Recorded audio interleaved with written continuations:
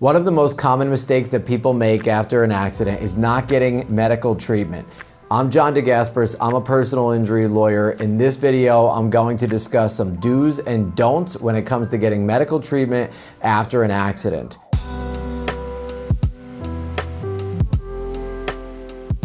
The first thing I want to emphasize is the overall importance of getting medical treatment. Remember, this is a personal injury case, so if you're not injured, you don't have a case.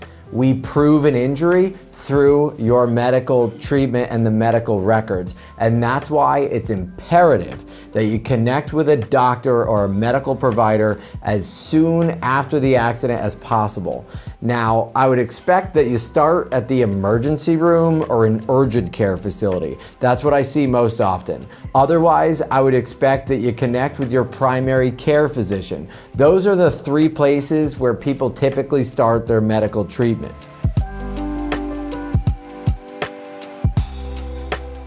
Now, whenever it is that you do connect with your medical provider, and we hope it's soon after that accident, you want to make sure that you give the provider a good, accurate description of what caused your injury. So often I'm looking at medical records without any context. So the client may say something like, oh, I hurt my ankle, but we don't know why, when, or how. So make sure when you go to the medical provider, you explain exactly how the accident happened. If you slipped on ice, I want to see ice in that medical record. If you fell in a pothole, I want to see pothole in that medical record. The other thing that's really important is after that first appointment, you need to stay with it. It's not enough that you just went to the urgent care or to an emergency room. You need to follow up with your treatment. Now, if you went to the emergency room or the urgent care, you might go to your primary care physician for that second appointment, or maybe you're gonna go right to the specialist, like an orthopedic doctor, a pain management doctor, or something else.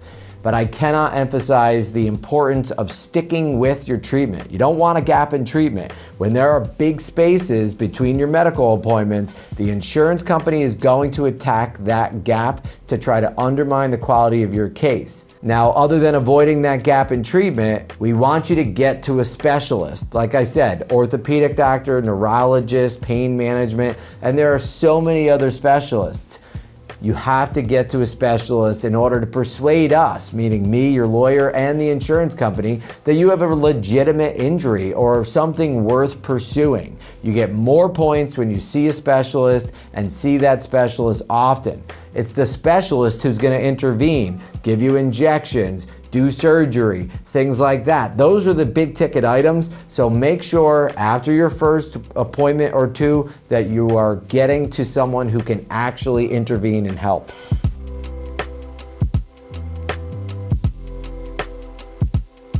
Over the course of time, your specialist may stop demonstrating interest in your case. Maybe the orthopedic doctor says something like, I don't think I can help you, or you've reached maximum medical improvement, but you still feel like garbage. That happens sometimes, and that's where second opinions can be really valuable. There might be another doctor out there who thinks that they can help you, and also, it's good for you. You deserve to get the best care that you can access, and sometimes that means leaving the doctor who has guided your care even for an extended period of time. So don't forget, second opinions can be really valuable to your case because it gives us all another perspective of your injury profile and what interventions may or may not help. So if you are treating after an accident, that's great. You want to make sure that you're using the right type of insurance. So for example, if you were involved in a car crash in New York, you are probably eligible for no-fault insurance. You want to make sure that you're using your no-fault insurance for that treatment. Why? For several reasons. First, the other insurance companies, like liability insurance companies, are watching what the no-fault carrier is paying out on.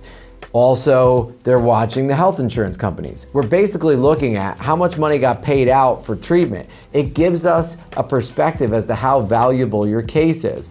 Also, by using the right type of insurance, we sometimes can avoid unnecessary medical liens against your personal injury file, and I want to make sure that you are going home with as much money as possible. I don't want to use your settlement money to pay back some insurance company.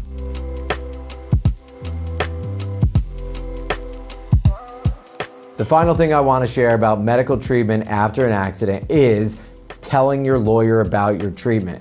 Very often I meet with a client and they'll share with me, hey, I went to the emergency room and I followed up with my primary care doctor. But as the case evolves, the clients sometimes neglect to inform me or my office of developments that are going on with their health, their treatment, or their injury.